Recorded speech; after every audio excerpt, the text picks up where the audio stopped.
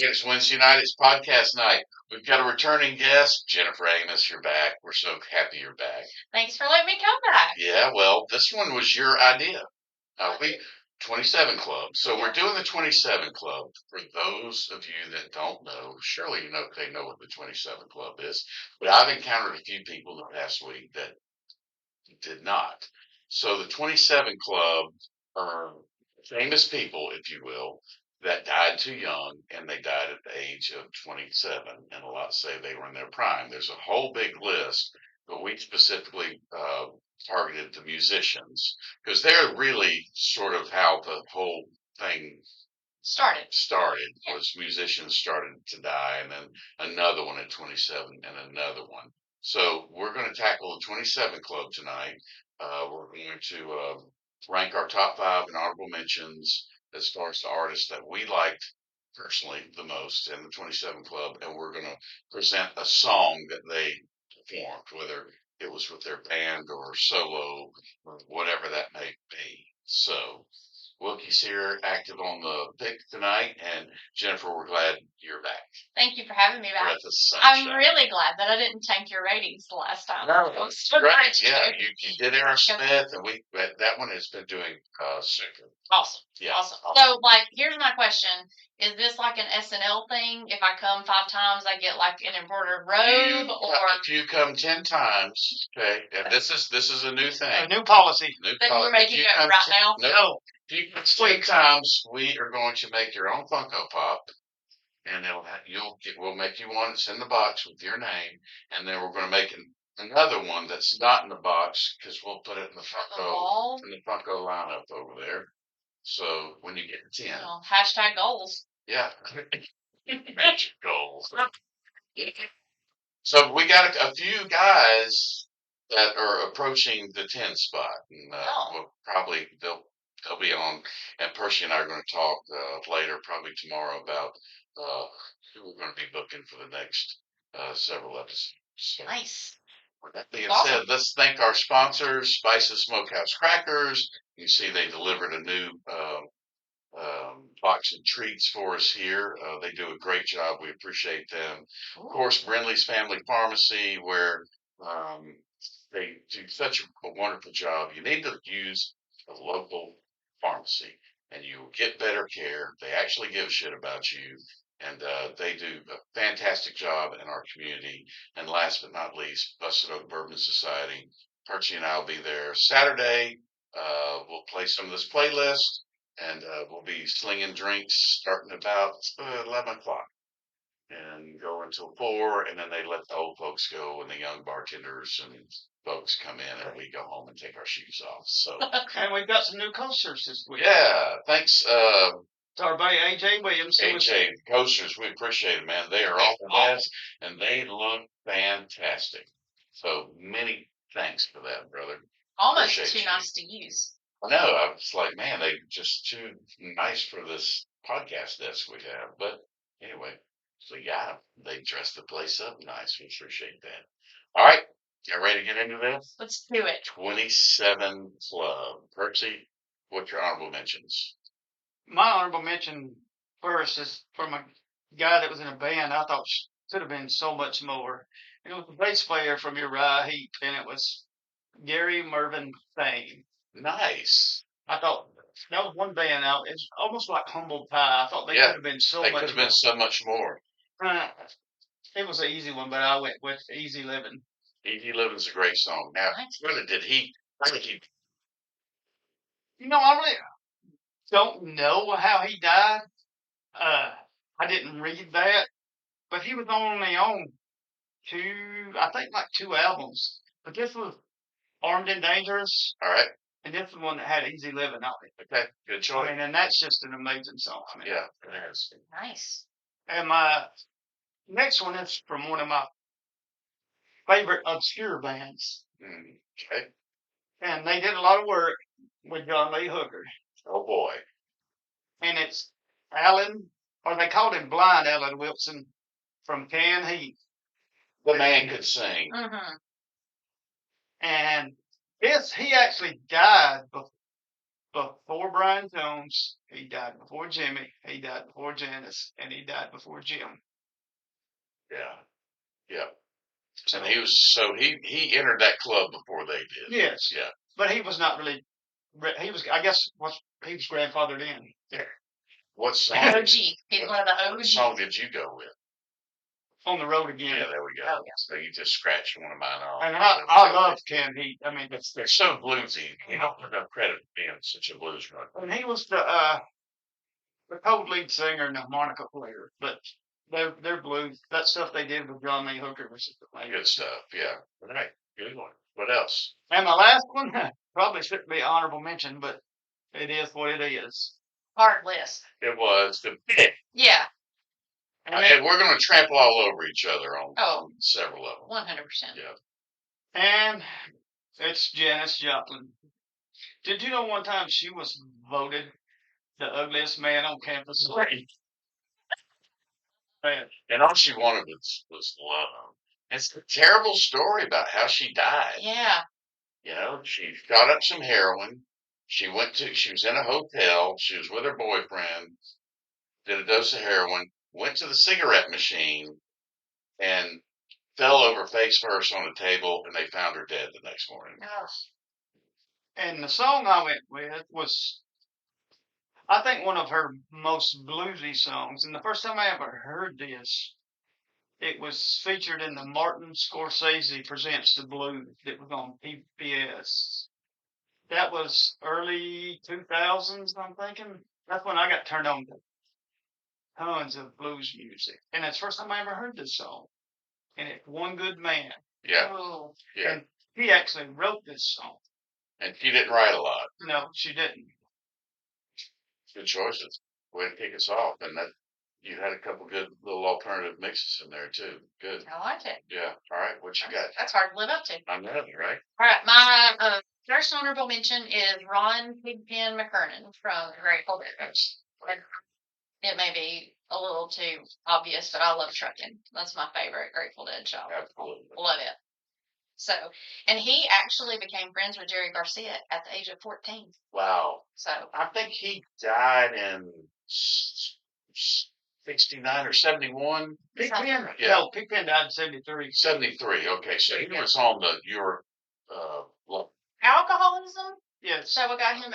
Yes. He just drank like crazy. He was on the Europe tour in 72, but Donna Jean was on that tour, and she said that she never got to perform with Pigpen.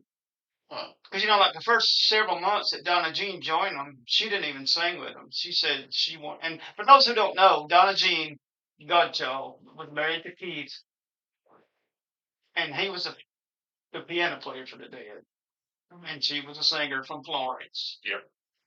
But she went around for them for 5-6 months, just learning their phrasing and how they sang stuff before she even started singing with them.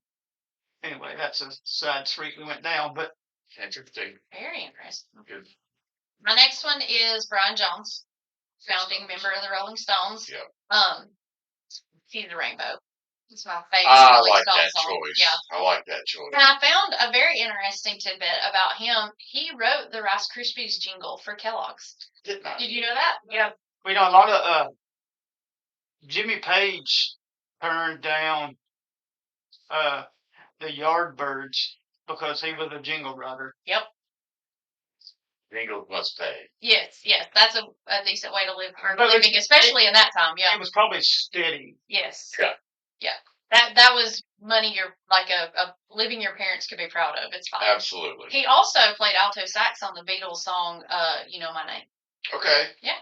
I didn't know that. And then my last honorable mention is Robert Johnson. Oh, good. Yeah. Good girl. Kind-Hearted Woman. I like that one. I like that one too. And Eric Clapton called Johnson the most important blues singer that ever lived. That says something. Yes. I think that's one. And then Bob Dylan, Keith Richards, Robert Plant have all cited Johnson's lyric and musicianship as major influences in their work. I love the line in that song when it says, "Ain't nothing but makes Mr. Johnson drink. Yep. I swear about how you treat me, baby." Then I begin to think. And you know, they say he got poisoned. Yes. And he was really the only one on this list for the most part that was not he was self-destructive, but he didn't do it to himself. Mhm. Nah, he got poisoned. He Yeah. was killed. Yeah. He was in one of the juke joints or a bar or something and left his drink, and now you get roofied back in. They found strychnine in his system. But they say he was Virginia, his wife, had a baby on the way. And when the baby was supposed to be born, both of them died. And they claim that that's when Robert just totally turned his back on the world and Jesus and everybody. Is that when he disappeared for a while? See, there's two stories. A lot of people think, okay, he goes down to the Crossroads. corner here at midnight, and that's where all this happened. He was gone for about a year, living with the family of a Alabama-born man named Ike Zimmerman. And it was supposed to be his primary guitar teacher. And after about a year, when he came back, that's when everybody realized, okay, he's improved a lot. Yeah. Yeah, I mean, before he sort of disappeared, everyone said he was just sort of a mediocre blues man. Mhm. His guitar playing was mediocre. His singing was mediocre. He disappears for like a year, and this is where the whole story where he went down to the crossroads and made a deal with the devil. That's where that came out. The part of the story is like, you sit down on a rock. He walks up behind you. You just hand him the guitar over your shoulder. He tunes it. You take it back, Yeah, and the deal's done. the deal's done. You can play, but you lost your soul. So that was the legend forever, which I think we all know that she shed the light on the real story there. He just went away and practiced with some folks. Yep. So that's what it done. And that's weird to say that. Hank Williams Sr.'s greatest teachers with T-Top from Alabama. Oh yeah, And then you got one of the greatest blues singers, teachers, was from Alabama. yeah, something else. We got the music in us. All right. What's next? Is that all you're on? That's all I know. All right. Well, Percy got my first one. Alan from Candy. On the Road Again. I went with that. It's just their best song. Mhm. And And it's got the harmonica parts. Where he yes, plays. it's great. And they said he OD'd, but one of the band members said, "Nah, he was convinced he committed suicide." So that's sort of up in the air. You can commit suicide via OD, Yeah. which that's what the band member Well, said. He was I just want to struggling mention with this before I forget about it. There was Noel Redding. He said that when they after they found Jimmy, they thought it was a suicide note, Yeah, but it was just a note for a song he was working on. They thought it might have been a suicide note or whatever for him. yeah. Weird. Right. The other is Janis Joplin. Of course, I mean, she's been mentioned. She OD'd. We told that story. I like the song Try just a little bit harder.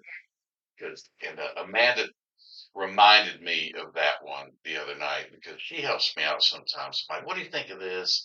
She said, well, what do you think of this? I'm like, ooh, yeah. So, I'm pretty sure she has to try a little bit harder at Preach. That one is insane. yeah, love you. Sorry you have to love me. But he could have done a lot better. But anyway, I win. That's the name of my game. Yeah. I win. All right, my last honorable mention, I'm going with Pete Ham, Badfinger. Baby Blue. I love that song. Now, Badfinger had, I think, 3 or 4 really good songs, and you can tell the McCartney influence. Slash Wings. Yes, yes. I mean, McCartney pretty much put together Badfinger. Very young. Composed it, wrote it, did everything for him, and said, "Here you go, mates." I thought Day After Day was. With Paul McCartney. I did. You got the sound just like him. But they had some great music. So I want to give Pete Ham a nod. All right.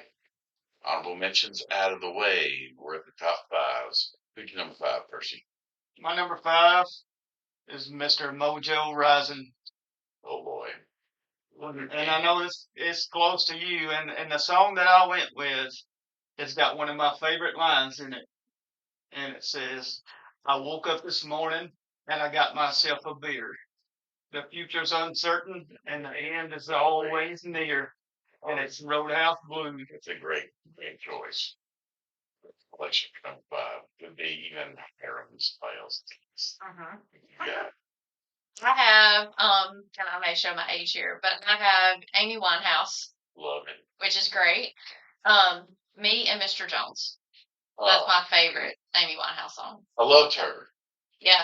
You know, she was a big fan of The Simpsons, and they invited her guest spot on The Simpsons. Did she do it? She never made it. You know you've arrived when When you're the a character on The Simpsons. 1000%. Absolutely. Yeah. Yeah. Well, it's odd that you picked Amy Winehouse as your number 5, and you picked me and Mr. Jones, because that's Seriously, look at how in tune we are. yes, we are in tune. I'm terrified. Yeah. Would they take John? I'm sorry. All right, but always, I mean, she OD'd. I mean, I think she just drank herself. I mean, her number one hit is called Rehab, so I mean, They tried to make me go to rehab, which my mom and my Aunt Betsy thing all the time. I'm like, seriously, guys? Been in their 70s. Really? Oh, did you go right now? It's Like- 2 in the morning, in my dancing on the table at my mom's house. Like, really, guys? a picture of your mom like going, they try to make me go to Oh, rehab. she's gotta know her. She's a nut. There we go. But always I wonder, especially about her. Mm-hmm. What else could she have done? Oh. There could have been so much. This is a talent that she evolved a little bit late, Yeah. but she went out too soon. Does that make sense? Yes. Yes. So It was kind of a she very was a flash. a flash in the It pan. was a Yeah. flash, and she won Grammys. I remember when she won the Grammys, she wasn't there live, but they went in via satellite to her concert, and they paused it, and she was just like in shock and awe that Yeah. she had won. Which she was such a so frail and fragile at the No end. one can inhale that much Aquanet and be okay. Exactly. Yeah. I mean, you look at that big old beehive or whatever she's. I'm like, one, you can't brush that out. Like, you're not coming back from that. You just have to like work on it more. There's no straightening that. There's no Only one thing you can do with that. and just spray it down some more. Anna and Nancy had a pretty good goal back in Oh yeah. All right. So we were at 5. Percy, what's number 4 for you? My number 4 has already been mentioned, and it's the great Brian Jones. This is one thing that wasn't mentioned. He actually played percussion on All Along the Watchtower. No, I didn't know that. And the song I'm going with was the old Muddy Waters cover. And the reason I'm going with it is because he plays lead and rhythm on this, and it's I'm a King Bee. Okay. And it's sad that I forgot this last week, but it's a great slide for it. It is. And in the middle of it, they say, well, buzz a while. Yeah. And it's a great slide solo that sounds like a bee buzzing. Mm-hmm. And that's the one I'm going with. With great choice. Brian Jones playing on. Good choice. Little bit of controversy and a little bit of a conspiracy theory that Brian Jones was murdered, right? I mean, it was kind of at the time they were like trying to make it a thing that he was, and it kind of resurfaced every couple of years after. And the bottom line, Brian was meth. He was. An absolute brain. Some of these guys were on with the self-destructive. Way too much booze. Way too many And yes men. Yeah, way too much drugs. And when you are drunk and stoned and high and just pretty much trashed, and you decide to take a swim in the pool, It's never a good and combination. that's what happened with Brian Jones. Unless someone happened to push him in and hold him under, the man was screwed up and decided to go for a little swim. I read something about there was something about a contractor who was working at the house he was at. I don't remember exactly, but basically, like, and I guess somebody said that contractor later admitted to Oh wow! to doing something, but then it was like that was unfounded. So It's conspiracy theory. Well, So but, it's a grassy knolls of music or something. Paul McCartney was dead. Yeah. Brian Jones was killed. All that thing. All those things. Rod Stewart had his stomach pumped. Yeah, I mean, Whatever. Just Whatever pick, sells just pick records. the one you like, go with it. Yeah. whatever. Whatever sells records. Yep. Fine. That's what it was. So that was yours, Brian Jones. Oh no, we already did. Yes, you went with Brian Jones, right? Yes. Yeah. Okay. So my number 4 is Jimi Hendrix. Kind of girl. Hey Joe is my favorite. I love that. Yeah, that song reminds me of Forrest Gump. He had a fight in that Black Panther party. Yeah. Hey Joe. Hey Joe. Just started whipping his shit. Got that. Yeah. Range. When that song came on in that scene and Forrest got that look in his eyes like, you just slapped Jenny. Yeah. I was like, oh, it's on. This guy's get absolutely toasted. I'm sorry, I ruined your Yeah, Black it's Panther. It's a great song selection, though. Yeah. All right. All right, I'm going with Brian Jones too. I mean, he's we said we were going to trample all over each other, and How could we not with a list like yeah. this? And I'm going with Gimme Shelter. Oh yeah. Gimme Shelter, and I wasn't sure if he was even alive when they recorded that, so I did some fact checking, and yeah, he was part of Gimme Shelter. So initially, and that is my favorite Rolling Stones song. Period. Mm-hmm. I like that. It's a killer. All right, nitty gritty time. We're at the top threes already. What you got? For number 3, and he probably could have been number 1 for me, and it's Ron Pigpen McKernan from the great That was your number 1. from the Grateful Dead, and so many great songs that he sang on, especially from the '72 Europe, whether it was the cover of "It Hurts Me Too." Also, he went on to sing like a 25-minute version of "Hard to Handle." He did Charlie, "Ain't It Crazy?" But the song I'm going with was the song he wrote for the American Beauty album, Okay. and it's "Operator." He actually wrote this song. And one thing I want to stress about Pigpen is he was the one that was knee deep in the blues. And everybody from there and Space knows this, come from different places. They come from country, they come from bluegrass. And he was the heart of the blues for the Dead. And when he died, a lot of that they had to fill up his harmonica parts with his piano playing. Mm-hmm. Sometimes it was Donna singing. It was the same band, but it was different. Right. And they weren't any worse. The Dead wasn't. They were just different. It's a good album, too. Yeah, That was a great I album. mean, oh yeah. They just filled in and went on. I mean, that's all they could do. But That's what great bands do. Mhm. The Stones did it after Brian Jones. ZZ Top did it after. everybody Steve. should go back and listen to that '72 Europe album. Yeah, it's great. It's a good. And that's Pigpen's greatest vocal performances. All right. Right on. Good choice. Knew it was coming. Nice. What's your number 3? My number 3 is Jim Morrison, and My Eyes Have Seen You. Good choice.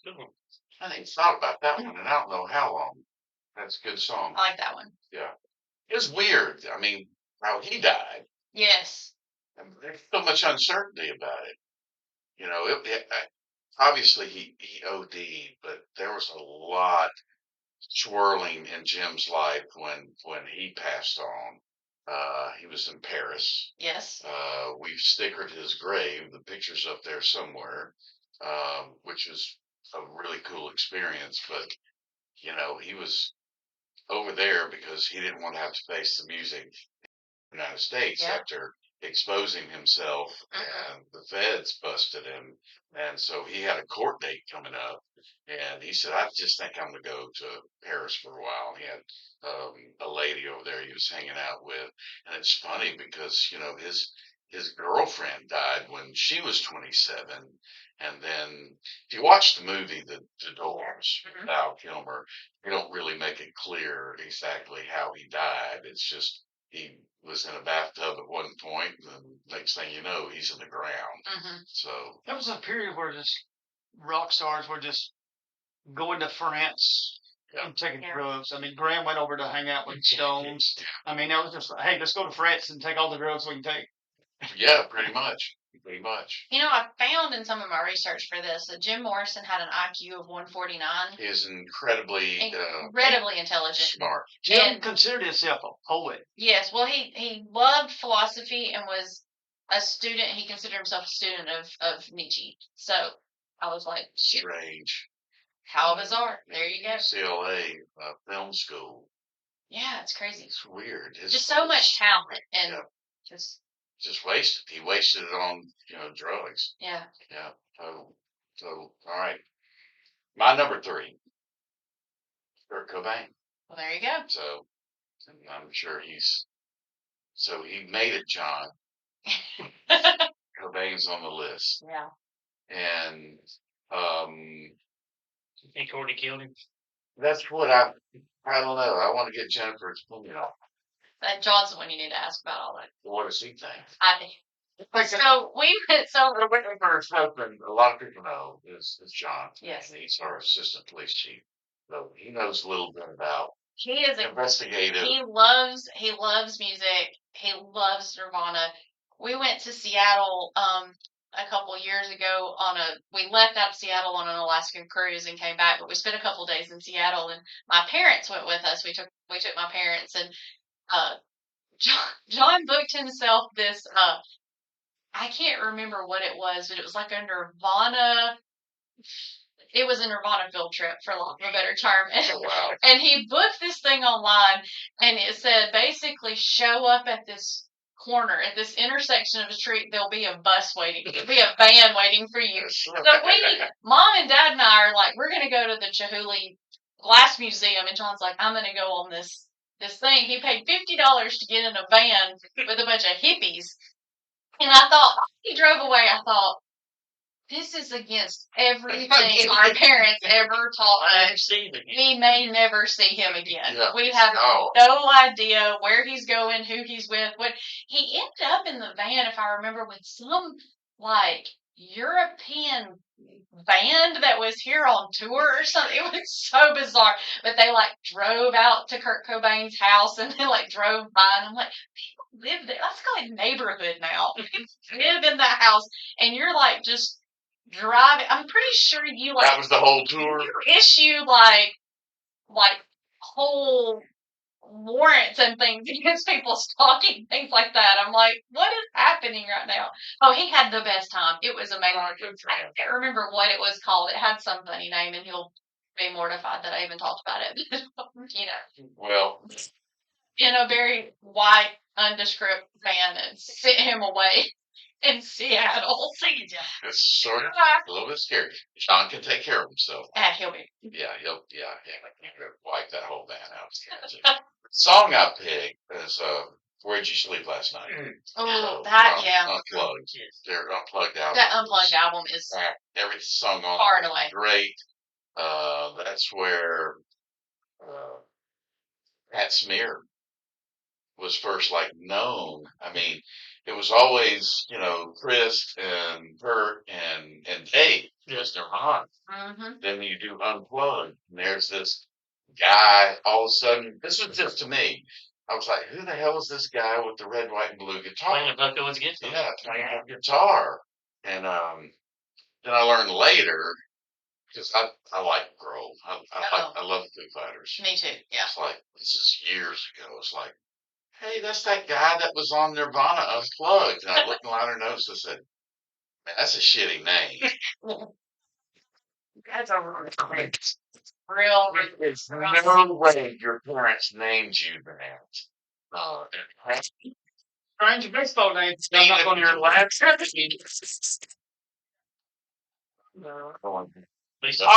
Talk about though, but I mean that's a terrible name. So he had to invent it because they were grunge. Yeah. And Pat come from sort of a punkish, grungish. So anyway, I was just always like, how do you get a date?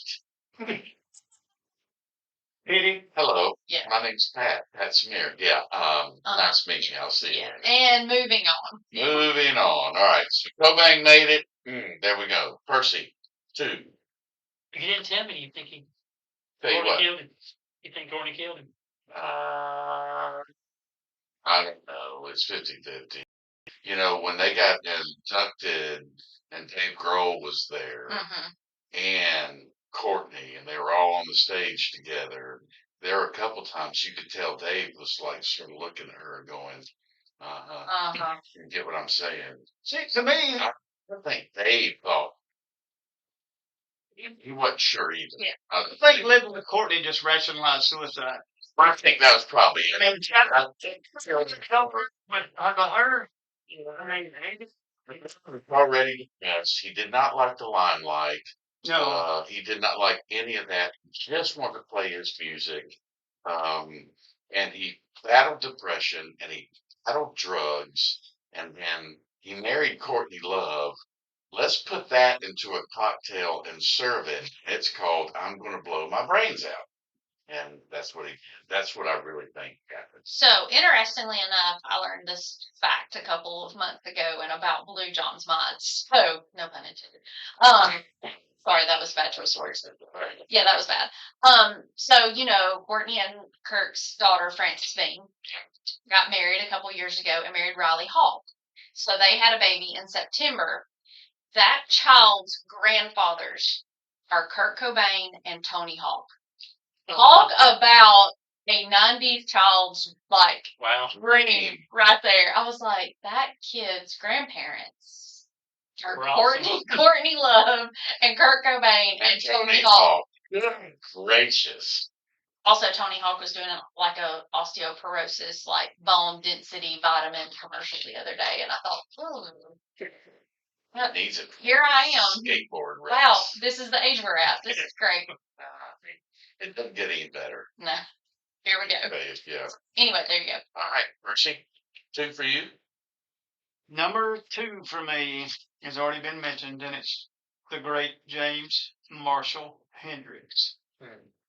And he once owned his guitar, and when he was in Harlem, No, I never knew that story. after he had been playing for a while, and Jimmy struggled for a while because he had been kicked out of Percy Sledge's band. He had been kicked out of Little Richard's band because he was just showing them all up. Mm-hmm. And I watched stuff this week, and Britain loved him.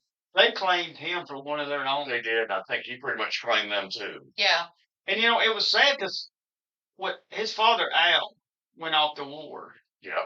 And his mother was just a useless drunk, basically, and just got drunk one night and dropped Jimmy off at somebody's house. Just left him there. Crazy. Anyway, when his father Al got back from war, he was finally allowed to get Jimmy back. In the Korean War? That's the timeline's about right. Yeah. And I can safely say, and it's one of my proud moments, I have been to the final resting place of one James Marshall Hendrix. Yeah. And this was back before GPS, when you I got. think John went in the van to see that. I had down by the river. Down by the river. I had a Potter's Guide to Seattle. There you go. And the song I'm going with it's from his blues album. And I know how Face loves Red House, but he did a song from the blues album called Electric Church Red House. Know it. Got stuff. And this was Jimmy's vision. Jimmy wanted a church where everybody could go and it not be about religion, it just be about music. Yes. And they're in Seattle, and I have stuck my head inside of the Electric Church in Seattle. Yes. It's There's a circle of people in there playing and singing. It's in the Experience Music Project in Seattle. That was one of the co-founders of Microsoft started that. Yep. And if you ever get a chance to go to Seattle, that's a great trip to the EMP. I think that's where the van picked John up, at that corner, at that. Mm-hmm. Wow. Stories. It's a whole thing. I think one of the things I was most kind of shocked, not shocked, but just impressed by is that Jimi Hendrix was left-handed, but also played a lot of right-handed guitar, so he would play them upside down. He played his his guitar upside baffling down. to me Yep. that you just, I mean, which having a He mother, wasn't the only one. Well, Yeah. he strung them up. Albert King did that too. Yeah. If you watch Albert King, Jimmy had them strung upside down. which, I mean, honestly, having a mother that's left-handed, you do everything backwards when you're left-handed, but it just, I never had that ability to play the guitar, even Yeah, the, even like the correct way for my yeah, handedness.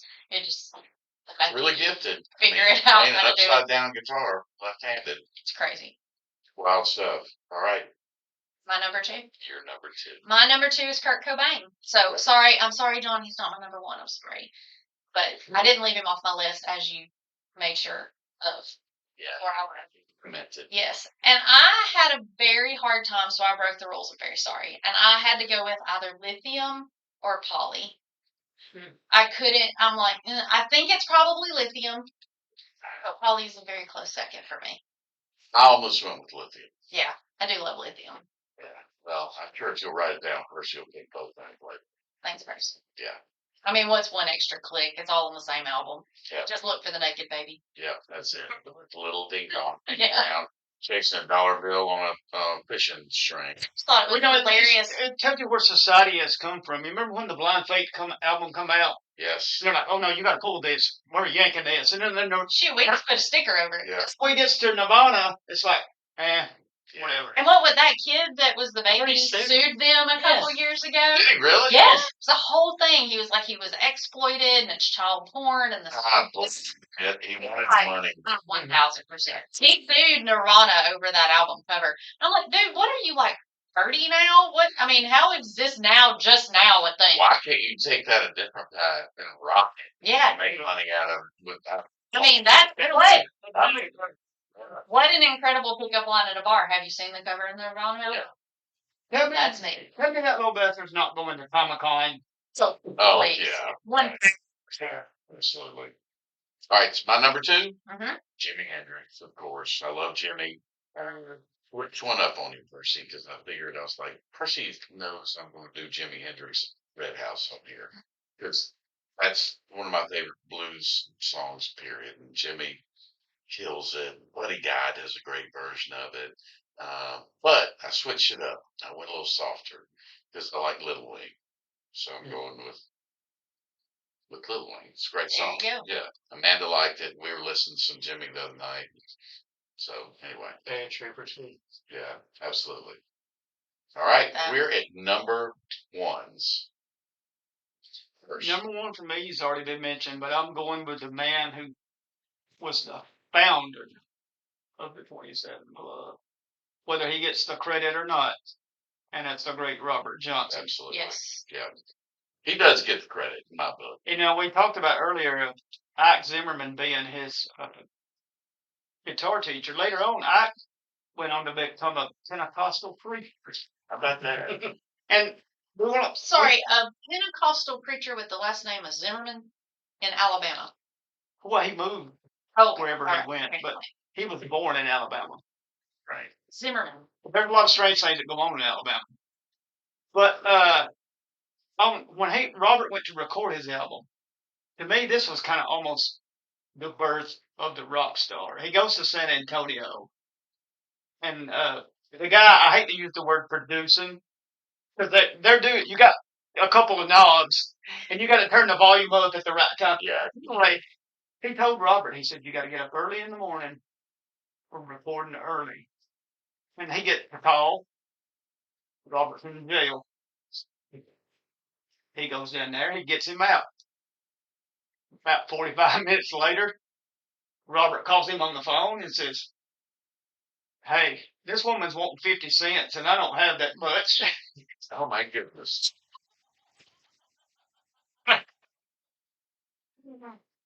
So within a couple of hours, basically, he had to get him out of trouble twice. But on the next day, he recorded Terraplane Blues, which was his most popular song. But the song I'm going with is because it's so closely related with the whole country music mantra from the early days, and it's Rambling on My Mind. It's a good Ooh, song. that is good. I mean, like that. To me, because like when you've got the apex of rock and roll, there's a different year space, but you've got Robert Johnson and you've got Hank Williams, and then the branches that goes out. Mm-hmm. Amen. I Never mean, really thought Yeah. about it like that. I mean, That's so that's true. That's so true.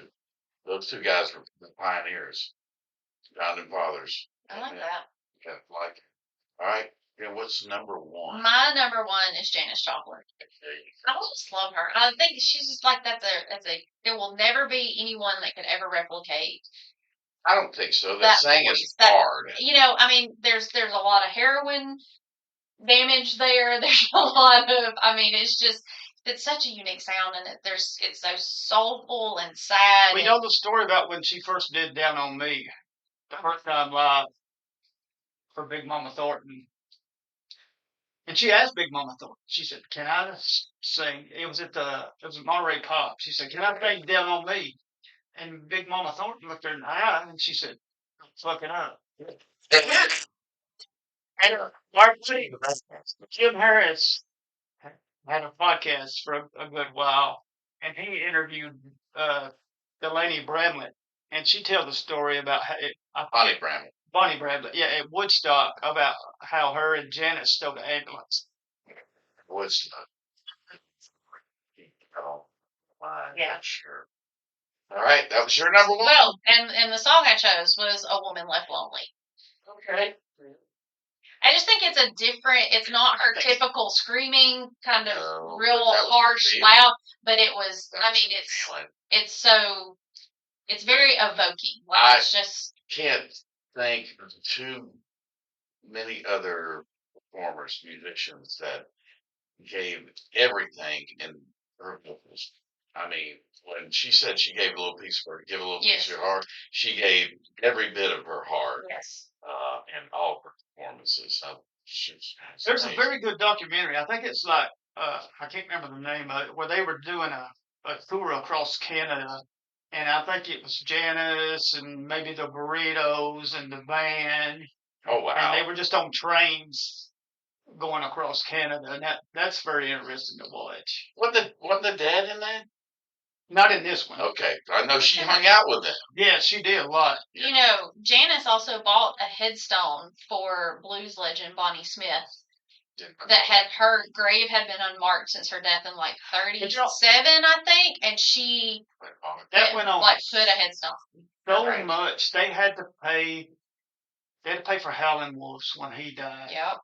So many of these great blues musicians, and some of them just some of it was just thrown in the dirt, covered up. That was it. some of them didn't get paid, and then you had the ones like Son House, who what little money he had just pissed it away, for lack of a better word. And Howlin' Wolf actually even told him in a video session, he's like, "You know, you had money and you just blew it." Nothing to show for it. I'm in Jeff. Number one, What's your number one? Jim Morrison. There you go. All day long. I'm a Morris fan. I love Jim Morrison. We had our discussion about him and his death and all that and all the weirdness. And I'm going to song. I just get down to the song, and it's "L.A. Woman." Yeah. I mean, that's my favorite Doors song, next to "The End." The end, you got to be in a certain mood just to put that on. Yeah. You get a little. If you're not in a certain mood, you'll be in a certain mood the other way. Well, I just hear that Doors one song from Rambo. One. Yeah. I like. That don't get We're getting aggressive in here because that was awesome in that movie. You see it? It's one of the many Rambo movies. Yeah. It's one of the newer ones. Yeah, he I'll had the put bad that on- guys I'll put trapped. that on in my one of the- list. Yeah, I'm sure he would. Anyway, that song was in the movie. We'll just leave it at that.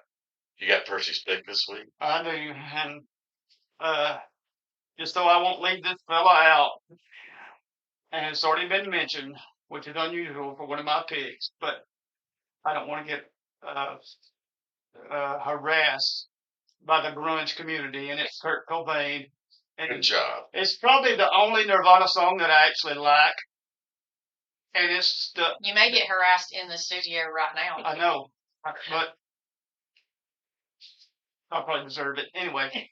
Anyway, it's Where Did You Sleep Last Night? There we go. It's the acoustic version from Unplugged. It's Right. No Blood Belly song in it. Yeah.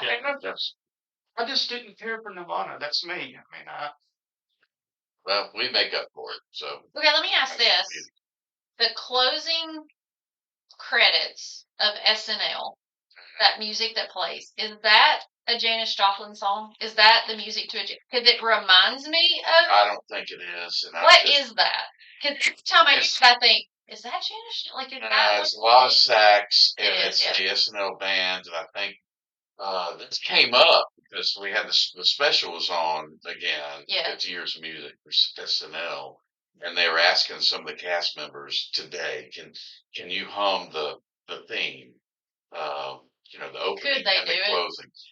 It took them a little bit. They struggled a little bit, and then they did it. And they were like, "It's just a lot of horns, a lot well, of and tracks, here's a lot my of this." thing is, It was this entirely Something about it that makes me think of. yeah, different. especially early on, they probably wouldn't have had enough money to No. pay people. No, not 1970. Yeah, early on, they didn't have. They had enough money to hire Paul Schaefer to put a band together, and then of course he went on David Letterman forever. Yeah. But Schaefer was a member of the band for 5 That years. Schaefer was at Yeah. SNL. It was a lot like when they first started. It was a lot like Austin City Limits. They were broke. They didn't have no money. No, Yeah. no, we're trying to figure out what to do with this now. Ooh. Yeah. Okay, yeah. Percy and I talked about that. We're going to try to nail that down. And we'll make some announcements later as far as what we're going to book for next week. And we're going to have a contest coming up for the month of February. Name for our new mascot. There we go. Send those in on Facebook, and I don't know what we're giving you. You ain't getting these new coasters. I think I just took the last mug, so don't be looking for a mug either. No, yeah. We'll do something though. Well, don't feel bad. I don't have a mug at home, so Yeah, I get you. There's another one right here. Just take that one. Right. Well, thanks for coming. Thanks for You're gonna having me. come back again. Absolutely. I'll be Okay. here anytime. You think we